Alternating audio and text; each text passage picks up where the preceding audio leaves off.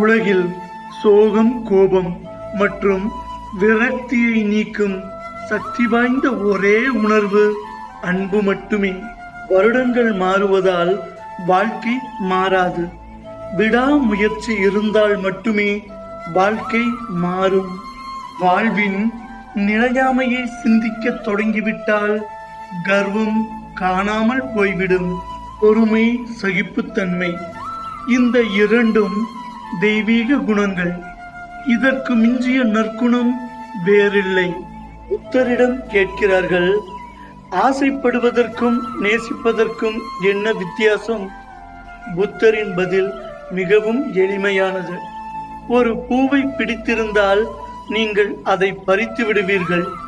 ஆனால் அதை நேசித்தால் தினமும் நீர் ஊற்றுவீர்கள். விளக்கின் அடியில் படர்ந்திருக்கும் இருள் யாருக்கும் தெரிவதில்லை. அதுபோலவே சிலரின் சிரிப்பின் பின்னால் சிதறி கிடக்கும் சோகம் யாருக்கும் தெரிவதில்லை. குறுக்கு வழிகள் எல்லாம் நேர்வழியை காட்டிலும் நீளமானவை. ஒரு நாள் உங்களது வாழ்க்கையை நீங்கள் திரும்பி பார்ப்பீர்கள். அப்போது ஒன்றுமே இல்லாத விஷயங்களுக்காக ஏன் இவ்வளவு கவலைப்பட்டோம் என்பதை நீங்கள் உணர்வீர்கள். இறைவனை அடைய ஒரே ஒரு பாதைதான் உண்டு, அதுதான் பணிவு. மற்ற பாதைகள் அனைத்தும் வேறு இடங்களுக்குத்தான் கொண்டு போய்விடும். நன்றாக யோசித்து எடுக்கப்படும் முடிவுகளால் எந்த ஒரு துன்பமும் உன்னை வந்து சேர்வதில்லை. இனிமையான சொல் இரும்பு கதவையும் திறக்கும். பிடிக்கிறதோ இல்லையோ பின்தொடர்ந்து போ வாழ்க்கையை. காலம் தீர்மானிக்கும்.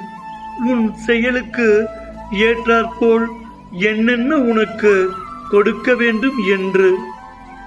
நம்பிக்கை ஒளி உன்னுள் மங்கி போனால் வாழ்க்கை என்னும் இருள் உன்னை பயமுறுத்தி கொண்டே இருக்கும். மனம் தளராதே, நீ எதற்கும். உங்களுடைய சொல்லும் செயலும் யாருடைய மனதையும் புண்படுத்தாமல் இருப்பதே சிறந்ததாகும். இல்லையே எல்லோருக்கும் உங்கள் மீது வெறுப்பாகும். சுட்டி காட்டும் மனிதர்களுக்கும் சுட்டி காட்டும் மனிதர்களுக்கும் இடையில் சிரித்து கொண்டு வாழ்வதுதான் சவாலான வாழ்க்கை. அதிகாலை நீ நினைத்த நேரத்தில் எழுந்து விட்டாலே தோல்விகள் உன்னை விட்டு ஒதுங்கி செல்லும்.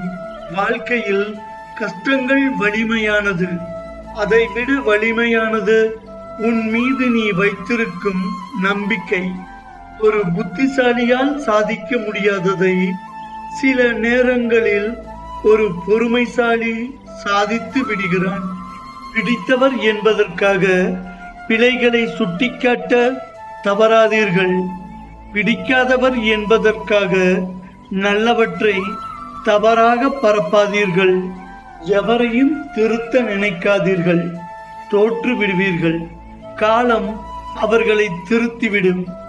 இல்லையே நிச்சயம் காலம் அவர்களுக்கு உணர்த்திவிடும். உங்கள் கண்களில் படுகின்ற செயல்களிலும் காதுகளில் கேட்கின்ற சொற்களிலும் நல்லதை மட்டுமே எடுத்துக் கொள்ளுங்கள். கெட்டதை தூக்கி எறிந்திடுங்கள். மகிழ்ச்சியுடன் வாழலாம். பதிவு தங்களுக்கு பிடித்திருந்தால் லைக் பண்ணுங்க, கமெண்ட் பண்ணுங்க, நண்பர்களுக்கு ஷேர் பண்ணுங்க. மறக்காம சப்ஸ்கிரைப் பண்ணுங்க.